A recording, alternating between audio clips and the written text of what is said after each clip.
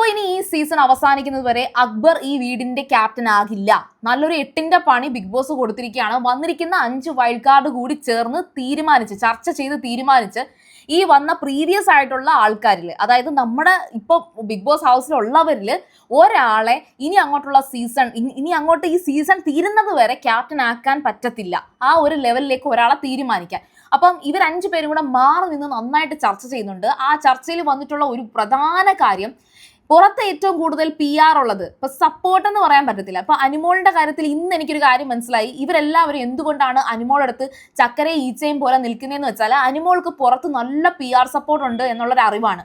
അനുമോളാണ് ഏറ്റവും കൂടുതൽ PR സപ്പോർട്ടുള്ള വ്യക്തി. രണ്ടാമത് അക്ബറിനെ പറയുന്നുണ്ട്, പിന്നെ ഷാനവാസിനെ പറയുന്നുണ്ട്. ഇവർക്ക് 3 പേർക്കാണ് PR സപ്പോർട്ട് കൂടുതലുള്ളത്. അപ്പോൾ അവർ അതുകൊണ്ട് തന്നെ അനുമോളുടെ ഭാഗത്ത് തെറ്റുണ്ടെങ്കിലും ശരിയുണ്ടെങ്കിലും ഈ വന്ന 5 പേര് വളച്ചൊടിക്കാനുള്ള സാധ്യത ഞാൻ കാണുന്നുണ്ട്. അനുമോളുടെ കൂട്ടം കൂടി നിന്ന് അനുമോളുടെ വോട്ട് കൂടി പിടിച്ച് അങ്ങനെയൊക്കെ ആയിരിക്കും അവർ പ്ലാൻ ചെയ്യുന്നത്. ഇതിനനുസരിച്ച് ക്യാപ്റ്റൻ ആകാൻ ഇനി എന്തായാലും അക്ബറിനെ അനുവദിക്കരുത്. അനുമോൾ എന്തായാലും ഇവരെല്ലാവരും ക്യാപ്റ്റൻ ആക്കില്ലല്ലോ. അപ്പൊ പിന്നെ അനുമോളുടെ പേര് പറയണ്ട. ഇതിൻ്റെ ഇടയ്ക്ക് സാബുമാൻ പെട്ടെന്ന് രേണുസുതിയുടെ കാര്യം പറയുന്നുണ്ട്. കാരണം രേണുസുതിക്കും പുറത്ത് നല്ല വോട്ടിംഗ് സപ്പോർട്ട് ഉണ്ട്.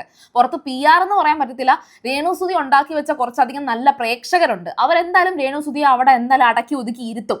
പുറത്തിറങ്ങിയ ഇന്റർവ്യൂ കൊടുത്ത് വീണ്ടും പ്രശ്നങ്ങൾ ഉണ്ടാവുമല്ലോ എന്ന് കരുതിയിട്ടാണെങ്കിലും രേണുസുതിയെ ആ ഒരു ബിഗ് ബോസ് വീടിനകത്ത് നിലനിർത്തും. അപ്പോൾ ഈ ഒരു തീരുമാനത്തിൽ ബിഗ് ബോസ് ഉറച്ചു നിൽക്കുകയാണ്. ഇനി മറ്റെന്തെങ്കിലും ട്വിസ്റ്റ് ബിഗ് ബോസ് കൊടുക്കുമോ എന്ന് നമുക്ക് അറിയത്തില്ല. പക്ഷേ അക്ബറിന് ഈ ഒരു സീസണിൽ ഇനി ക്യാപ്റ്റൻ ആകാൻ പറ്റില്ല എന്നുള്ളതാണ് ഇപ്പോഴത്തെ ഒരു നിയമം. ഇനി അതങ്ങോട്ട് കേൾക്കുന്നുണ്ടേ അക്ബർ ശരിക്കും ഷോക്ക് ആവുകയാണ്. കാരണം ഇവർക്ക് കാരണം പറയാനും പറഞ്ഞിട്ടുണ്ട് കേട്ടോ. ബിഗ് ബോസ് പറഞ്ഞിട്ടുണ്ട് ഇതിനുള്ള തക്കതായ കാരണം പറയണം എന്ന്.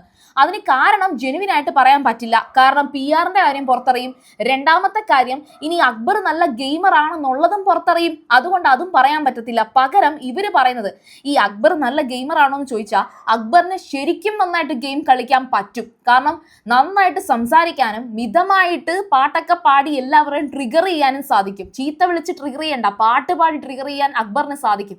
പക്ഷെ അക്ബർ ആ കൂട്ടത്തിൽ പെട്ടുപോയതുകൊണ്ട് തുടക്കം തൊട്ടേ അപ്പാനിയെ പോലൊരു വ്യക്തിയുടെ ഒരു ഫ്രണ്ടായി മാറിയത് കൊണ്ടാണ് അക്ബർ ശരിക്കും പറഞ്ഞാൽ തണുത്തുപോയ ഒരു ഓലപ്പടക്കമായിട്ട് മാറിപ്പോയത്.